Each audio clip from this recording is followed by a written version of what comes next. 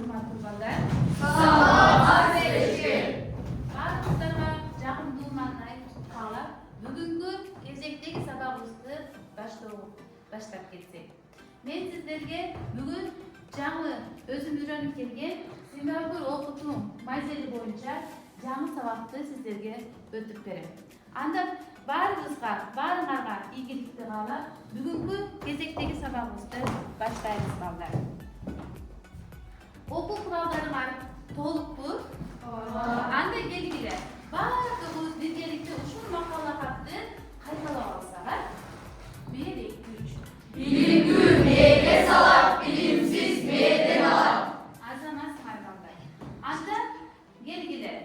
Сингапур окутуу модели балдар 5 этаптан турат. Алгачкы кызыктыруу этабында мен сиздерге бүгүнкү сабагыбызды баштап алсак, ушул кызыктыруу этабы менен.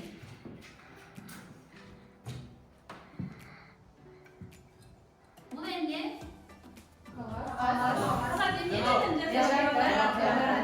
Эмнеден? Жыгачтан, дарактан алынат, да?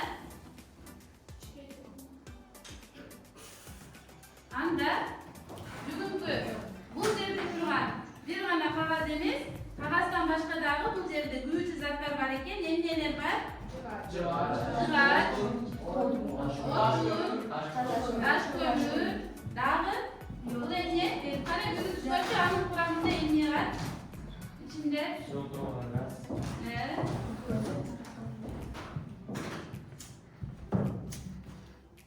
Бул зажигалка деп аталат. Жана анын ичинде сууктулган газ бар. Жана ошол газ башка жыгач сыяктуу эле ошол күйөт да. Анткени ал газдуу жана ал күйүүгө ыңдаттуу болот.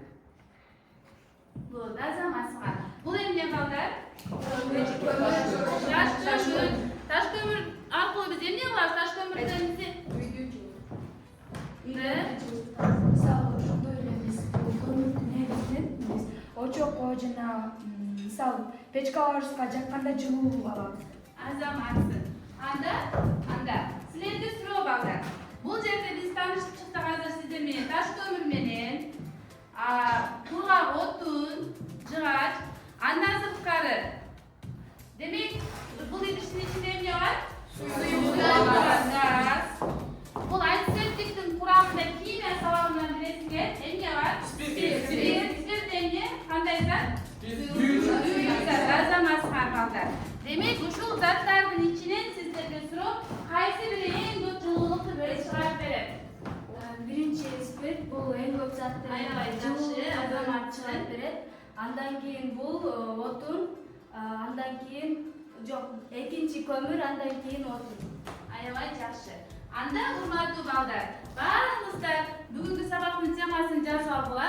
Биздин бүгүнкү сабагыбыздын темасы отун күйгөндө бөлүнүп чыккан жылуулук саны. Дептериңерге жазып алгыла. Дептерге жазып алдыңарбы?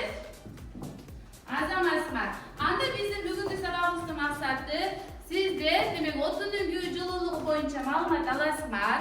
Отун күйгөндө бөлүнүп чыккан жылуулук саны менен таанышып, ал чоңдук кандай чоңдуктарга көз карандылыгы боюнча таанышасыңар. Биздин бүгүнкү сабакта компьютерден, проекторден, ар түрдүү эмнелерден пайдаланабыз балдар, слайдтардан пайдаланабыз. Биздин бүгүнкү сабагыбыз жаңы теманы өздөштүрүү сабагы. Анда сиздер бүгүнкү сабакта демек отундун түрлөрү боюнча таанышасыңар, отундун күйүшүнүн салыштырма жылуулугу менен таанышасыңар, отун күйгөндө бөлүнүп чыккан жылуулук санын эсептөөгө мисалдарды келтирип, биргеликте эмне кылабыз балдар? Иштейбиз. Анда келгиле, демек биз сиздер менен кызыктыруу этабында сиздер менен биз мына таанышып чыктык. Отундун түрлөрү менен таанышайлычы. Биринчиси кайсы экен? Азаматсыңар. Экинчи? Нефть, жаратылышчасы, ядролук отун. Демек ушулар эмне экен балдар? Демек отундун түрлөрү экен. Анда экинчи сабагыбыздын изилдөө этабында мына мен сиздер өз алдынча 3 топко бөлүп алсаңар. Биринчи топ кандай топ? Билимдик тобу, азаматсыңар. Экинчи топ кандай? Мекенчилер тобу, билимдүүлөр тобу. Anda geri gelin. Men sizlerge 3 topqa öz aldınca tapşırma berin. Izildo doğunda sizler balдар 3 top öz aldınca tapşırmalardı atkarasınlar. Jana bu жерде берилген тапшырмаларга эмне кыласыңар жооп бересиңер. Кана ким даяр болсо жоопту айтып кетесиңер.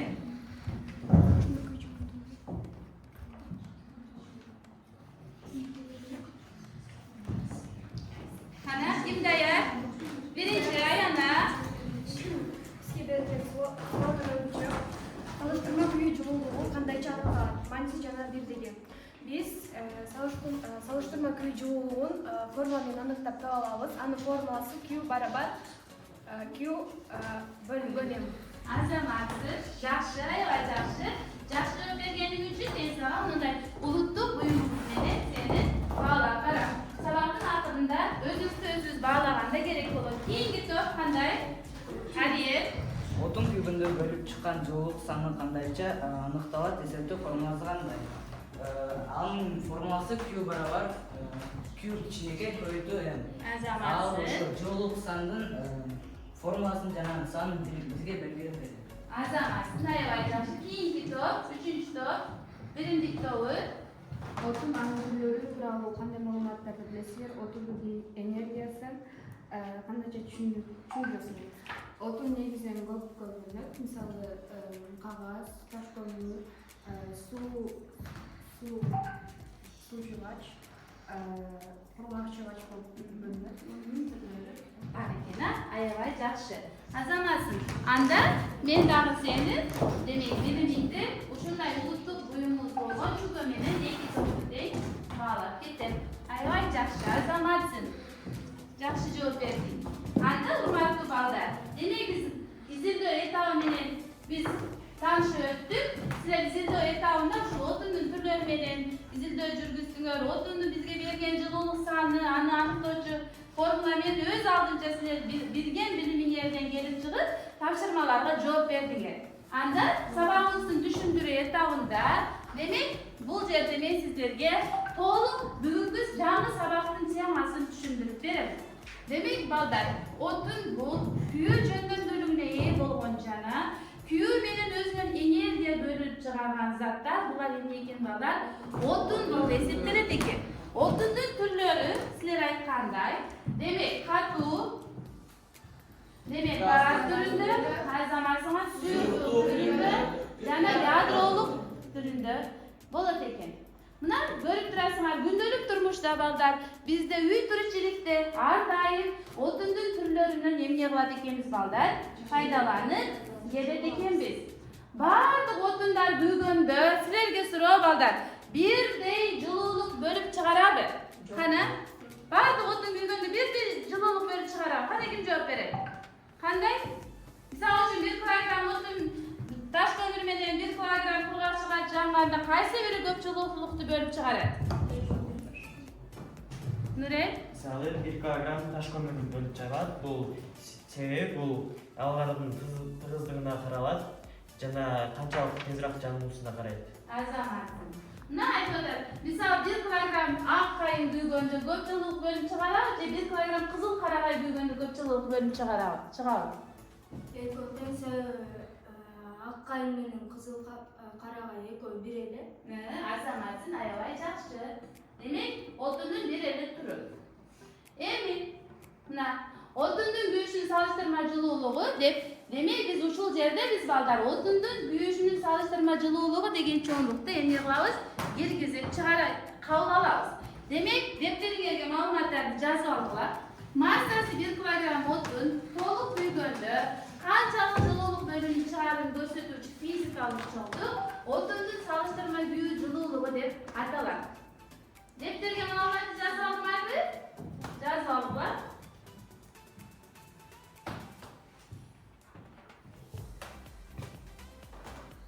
Аябай жакшы, жазып алган болсоңор азаматсыңар.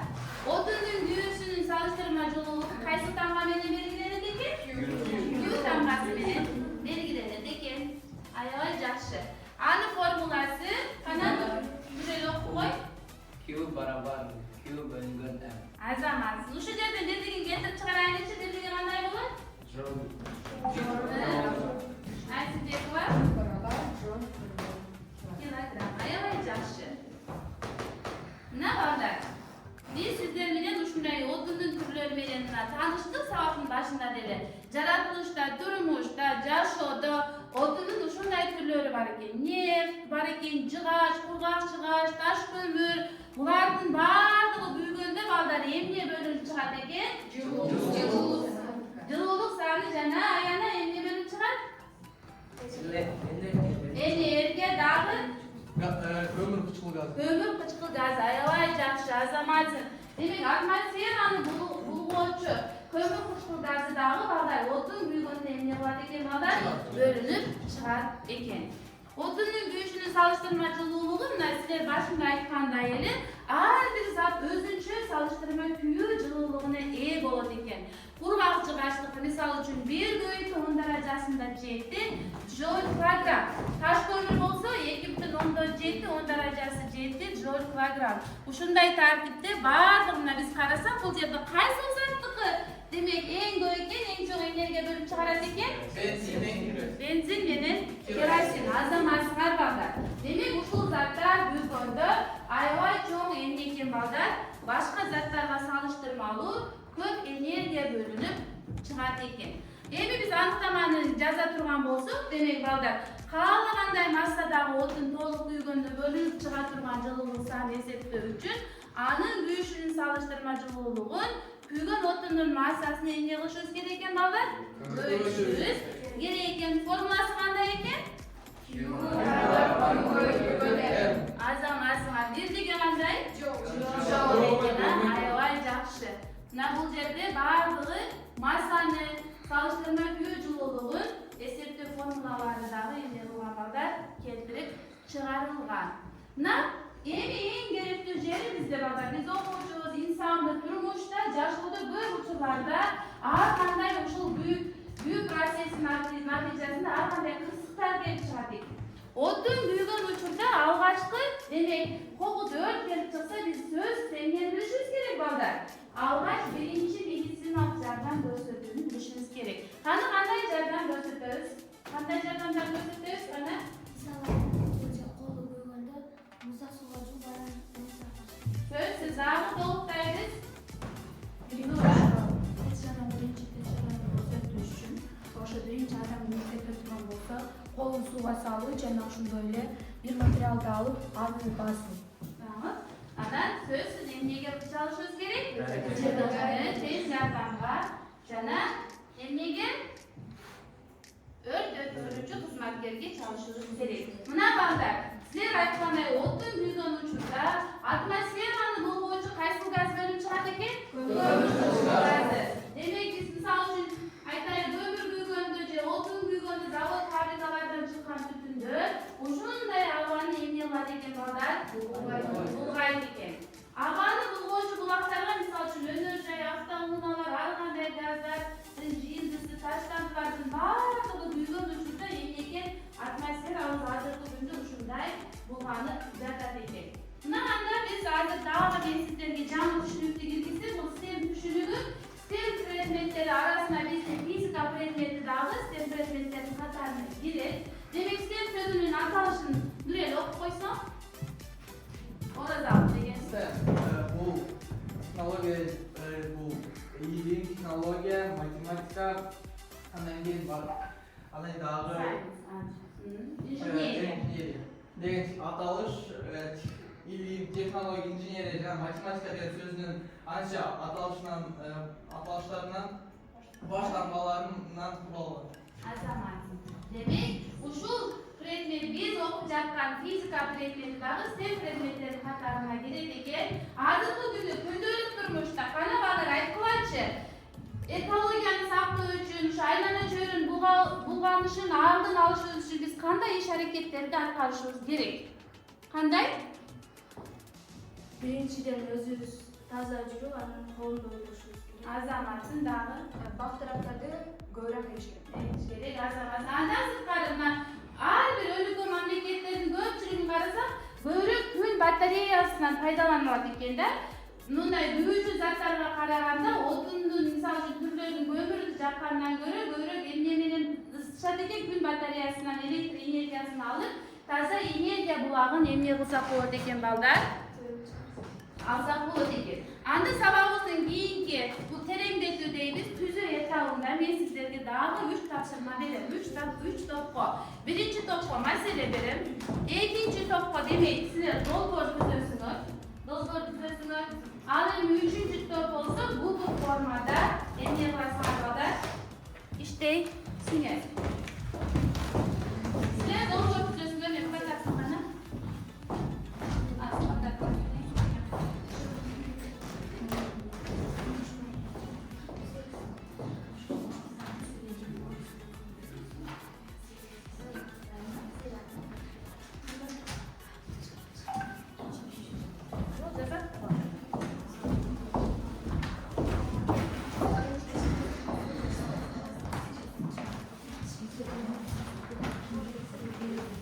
Üçüncü top test menен işteybiz. Telefonlarınız vardı. Kimde telefon var? Üçüncü top. Telefon varlar. Bir topla bir yaka vergiler mi? Zahı? Suda var. Aç telefon.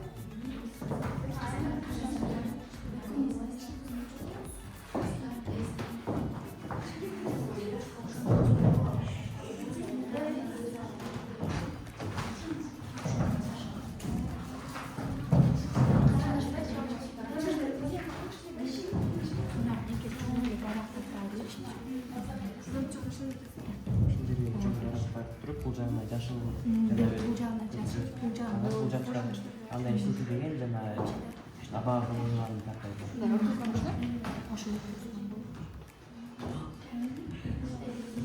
Burada ben WhatsApp'ta sıkar dönüşü koy da Ayana. Ayana dönüşü koydum ha sıkar kızım.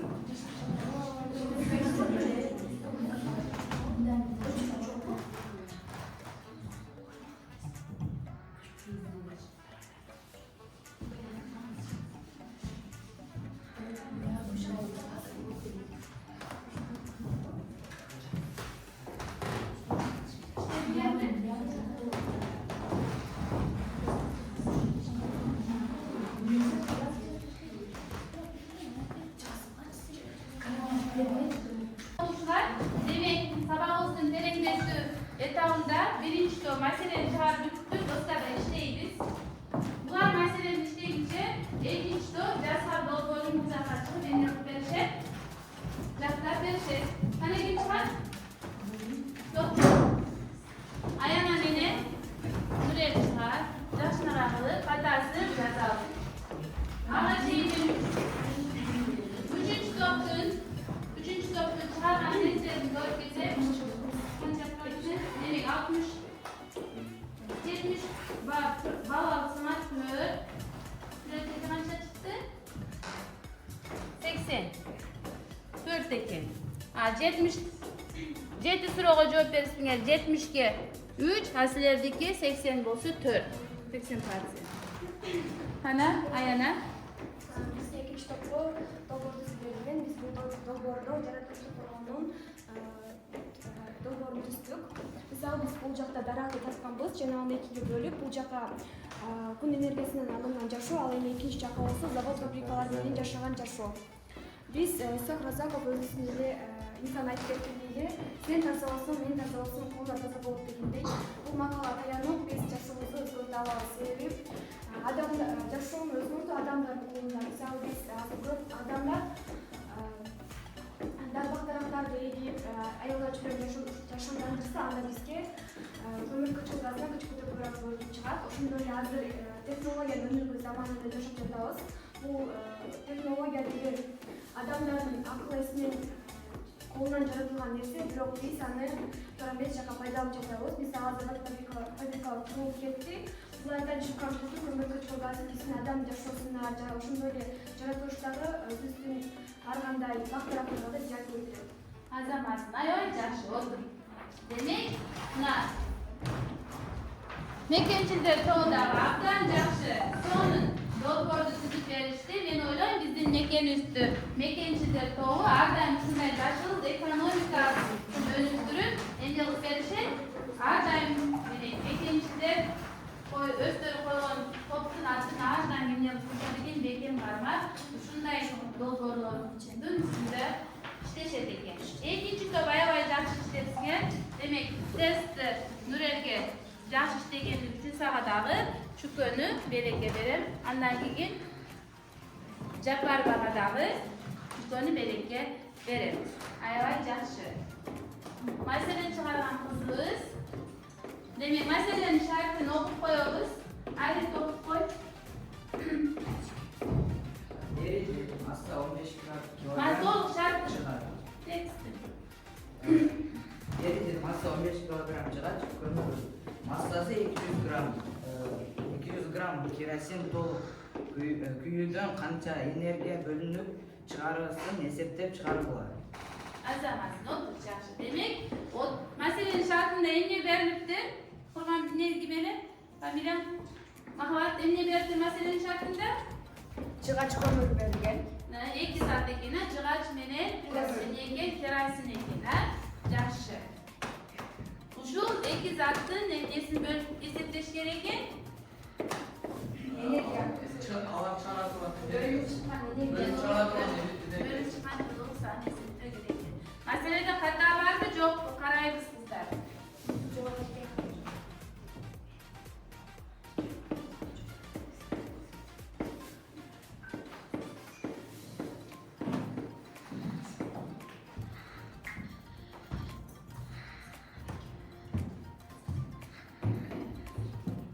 Demek bu caddede durayken 15 boyutu 10 derecesinde cepli joule eken birinci.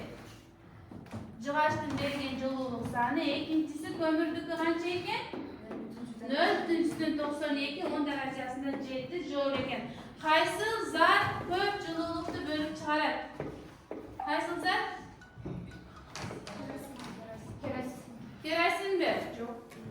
Bu jakta massası ne eken? Cıgaç. Massası köp bolgondugu üçün görür жылуулuktu berет eken. Sen massaga деле көз каранды да балдар. Ayabay jakşı, tura işlediğin meselede hatta joğu eken. Dirdiktir. Didağı. Tura aylandırıpsın, azamatsın, jakşı. Ben sizlerden mi? Sizler meni sınıftana bulmakta okuşlarım. Sevi ardayım şunday bilimli niyesi bolgular, ardayım okudan talıp bağlar. Şunday bilim sevi, bilim alıp, iğne bilen huzuk kazgandayım. Nasıl jaskan demek dolborun arzelema ayabay jaktı. Çıkargan testlerine, çıkargan meselelerine ayabay jakşı işleydi. Urmantуу balдар, anda gelgile bardyk birgelikte bir-birimizni bağlaylı için bugün sabakta en jakşı kim katıştı dep oyloysuңар? Kana kim jakşı katıştı? Ayana. Menurutça bu sabahtan gibi futbol, gösteri, şunda bir toplum Batma, Mahabat, Ariyet, Azge, Ayabay jakşı. Oroz alıдағы ayabay jakşı katıştı. Kança koyuyoruz? Kança bağ koyuyoruz? 5 деген bağ koyuyoruz. Sizler buların toğuna kim jakşı katıştı? Kana, Mahabat? Ayana, Nurtilek, Aymerim, Zura, Divar, Cenab Ayabay jakşı, azamasılar balдар. Demek, bir üstü bağlagandı debe үйrөнөylөр balдар. Demek, men dagı жыйынтыктап келсем, бүгүнкү сабакта аябай жакшы катышкан Нуреле эң жакшы деген баагыны койдум мен. Орозалыга эң жакшы 5 деген бааны койдум. Махабатка жакшы дагы аракет кылабыз кызым 4. Аянага аябай жакшы долбоор түздү. Нуртилек дагы аябай жакшы долбоор түзгөнүгү үчүн буларга эң жакшы деген бааларды койдум. Аябай жакшы жооп бердиңер. Алган билимиңер жугумдуу болсун, урматтуу окуучуларым. Анда демек биздин бүгүнкү сабагыбыз акырына жетти. Демек жыйынтыктоодо, демек мен сиздерге ушундай каалоо тилектер менен бүгүнкү сабагыбызды жыйынтыктайбыз. Сабагыбыз жактыбы?